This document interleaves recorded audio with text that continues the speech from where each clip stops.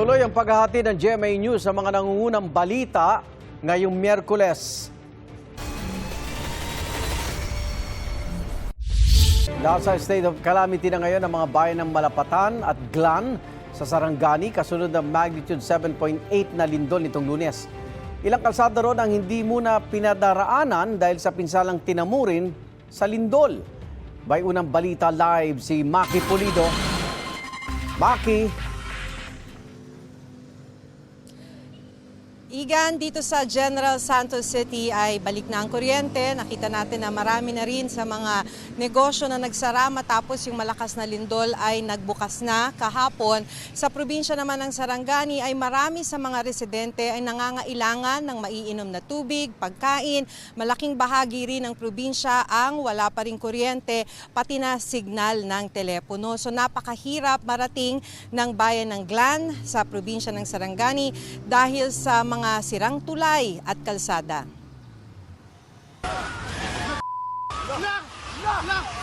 Tila binali ng malakas na pagyanig ang mga poste ng gusaling ito sa Malapatan, Sarangani. Delivery truck driver ang kumuha ng video. Mabuti na lang lumabas sandali ang driver noong tumama ang magnitude 7.8 na lindol.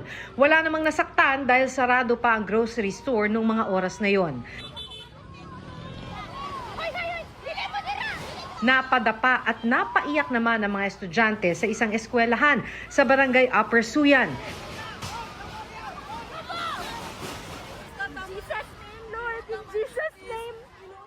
Isinailalim na sa state of calamity ang bayan ng Malapatan na ayon sa PHIVOLCS ay naranasan ang intensity 8 na pinakamalakas na intensity na idinulot ng lindol.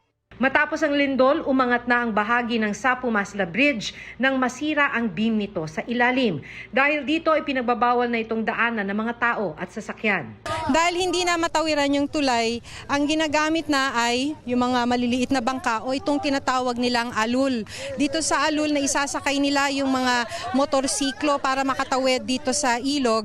So ang singil dito, pwede naman yung tao, kaso 50 pesos per head. Kung motorsiklo ang isasakay mo, 100 pesos isa. State of calamity na rin sa bayan ng Glan, Sarangani. Ang sasakyang ito nagulungan ng malalaking tipak ng bato. Ligtas naman ang driver.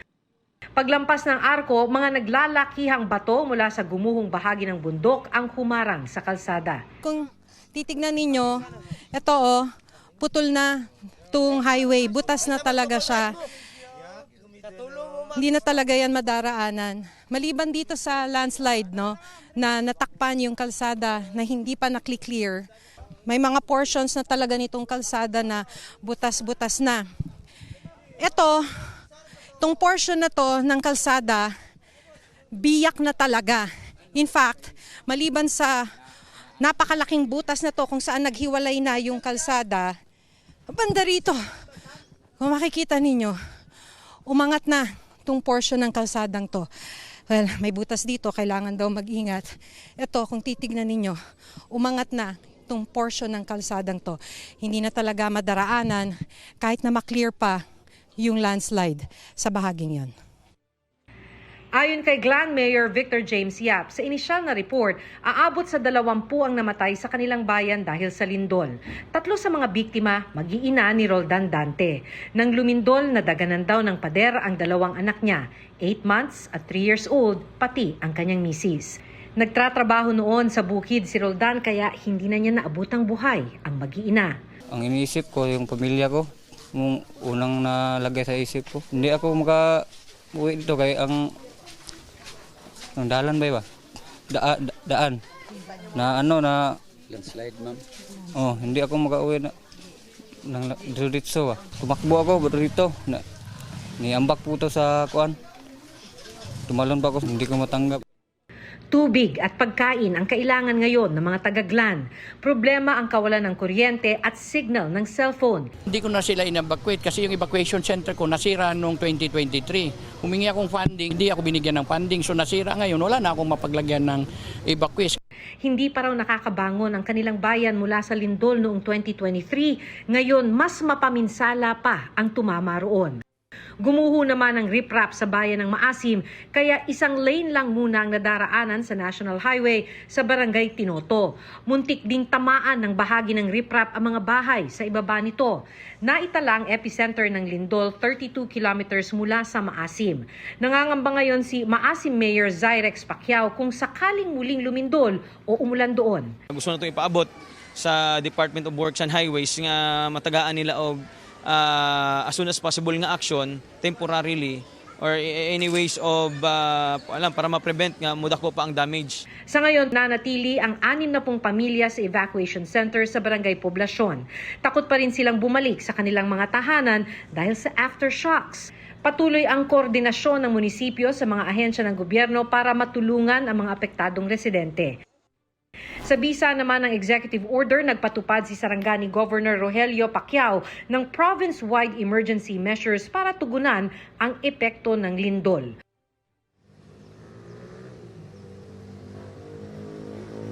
Para magamit yung kanilang calamity funds ay nagdeklara na rin ng state of calamity ang mga bayan ng Alabel, Malapatan, maging ang bayan ng Glan. Igan? Maki, doon sa mga nireport mo, isolated na lugar, ano plano ng pamahalaan para mahatiran sila ng tulong? Dun sa mga local government, at least sa mga lokal na pamahalaan, yan nga talaga yung kanilang inaapela, tulong mula sa national government, lalo na halimbawa dun sa bayan ng Glan, ay napakahirap marating dahil nga dun sa mga sirang tulay at kanilang mga kalsada. Tapos pati delivery of goods, dahil dyan sa mga sirang tulay at kalsada na yan, syempre ay hindi makarating. So ngayon ang pinaka-kinakailangan nila ay tubig at pagkain na malapit na nga raw maubos yung kanilang mga pagkain doon dahil nagkaroon ng panic buying. So madaling naubos yung mga binebenta doon sa kanilang mga tindahan. So I think yan yung sinasabi kahapon ng mga nakausap natin na barangay officials, pati na ng mayor sa bayan ng Glan. Ang tulong na kailangan talaga nila ngayon ay tulong mula sa national government, Igan. Sa pag-ikot mo, Maki, dyan sa lugar kahapon, ano yung nakita mong pangangailangan ng biktima ng lindol? Ang lagi nilang sinasabi, Igan, tubig na maiinom. Number one, bago nila sabihin yung pagkain, yung tubig kasi, sabi ko, paano po kung nauuhaw na kayo, talagang tinitipid nila dahil daw yung tubig nila sa balon ay hindi na nila mainom dahil medyo madumi yung nakukuha nilang tubig sa balon. So, yun yung pangunahing pangangailangan nila, tubig na maiinom. Ngayon dun sa pagkain, kung may mabibili ka, problema. Kung may pambili ka, problema rin. Kasi nga, marami dun sa mga negosyo, sarado. Pero primarily, ang problema rin wala kasi silang pinagkakakitaan ngayon. So, hindi sila makapunta sa bukid para magtrabaho. So, wala rin silang pambili ng makakain. Kaya, yan yung pangalawa sa kanilang inaapela, Igan. Maraming salamat at mag-ingat ka, Maki Pulido.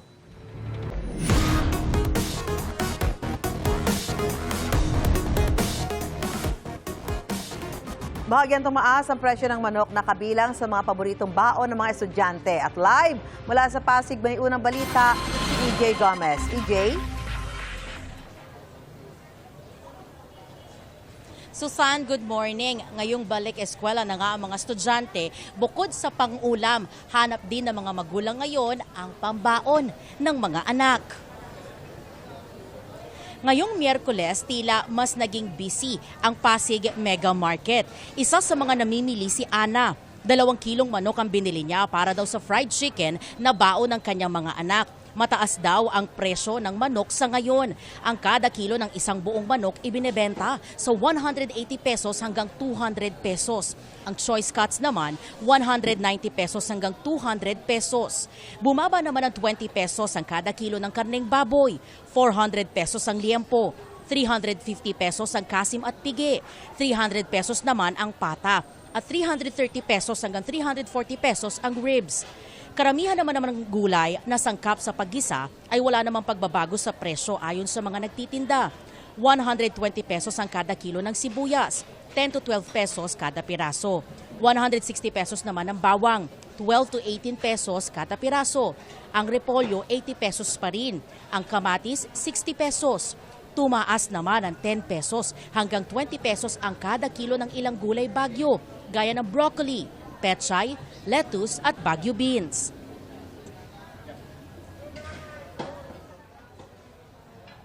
Mataas po ang presyo ng manok ngayon. Kasi po 180 ang isang kilo. 2 kilo, 360 po. Dati, mga ano lang, 150. Mga pambaon po ng mga bata, pang-ulam. Pang-ulam na. Ulam po, fried chicken. Fried chicken po. Yun lang bang mga gusto ng mga bata eh. Favorite, Opo, favorite po. Bumaba naman ang baboy. Ang bentahan, ganun pa din, mahina pa din. Wala naman silang pambili. Hindi rin naging mabili.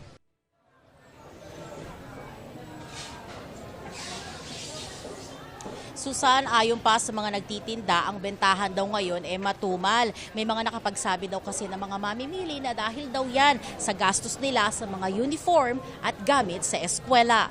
At yan, ang unang balita mula po dito sa Pasig City.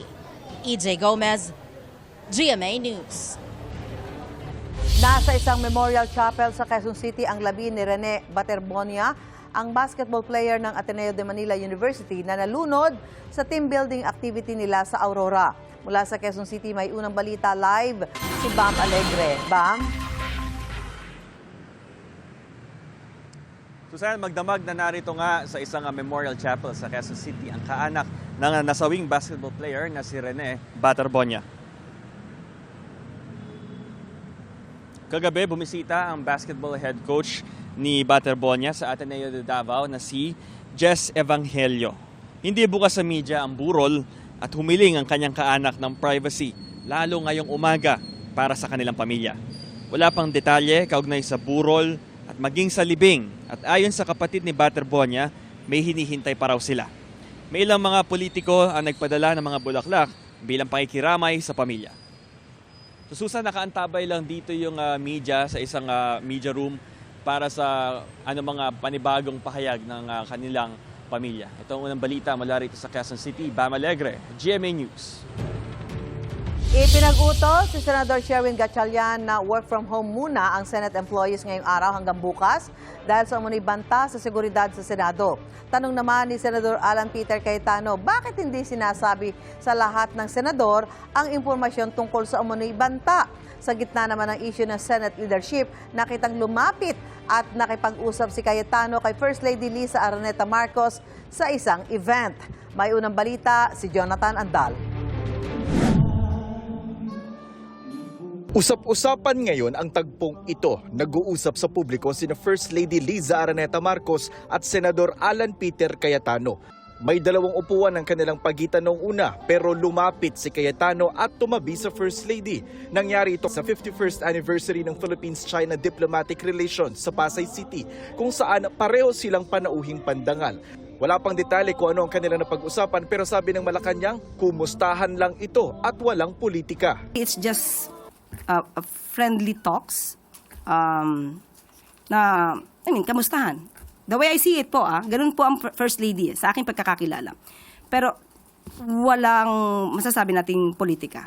Ang tagpo nangyari sa gitna ng kontrobersya sa liderato ng Senado, kung saan ang kinikilala ni Pangulong Bongbong Marcos ang katunggaling paksyon ni Cayetano na pinamumunuan ni Acting Senate President Win Gatchalian. Ilang oras nga bago ang pag-uusap na yan, tahasan pang inakusahan ni Cayetano ang Malacanang ng pakikialam-anya sa Senado. 2 Senado natin ngayon. You have the Senate of the Philippines and you have the Senate of Malacanang. Ang Senado hindi pwedeng rubber stamp ng Malacanang. Hindi pwede yung bibig na bumubukas ay senador pero yung lumalabas na salita galing sa Malacanang. Hindi yan pinalampas ng palasyo. The President said there's only one upper chamber. And it is the Senate of the President, it is the Senate of the Philippines led by Acting Senate President Sherwin Gatchalian. Kung sino po yun ni-recognize, dapat matanggap na po ng kabilang panig. Sa ngayon, may tig-12 senador ang magkabilang panig. Pero ang Cayetano Block, may isang senador na nakakulong, si Senator Jinggoy Estrada, at nagtatago naman si Senator Bato de la Rosa. Sabi ni Senador Bam Aquino, may lilipat na raw na isang senador mula sa Cayetano Block papunta sa kanilang grupo. Kaya malapit na anya silang maging 13 at makakapaghalal na ng Senate President. Para sa unang balita, Jonathan Andal, GMA News.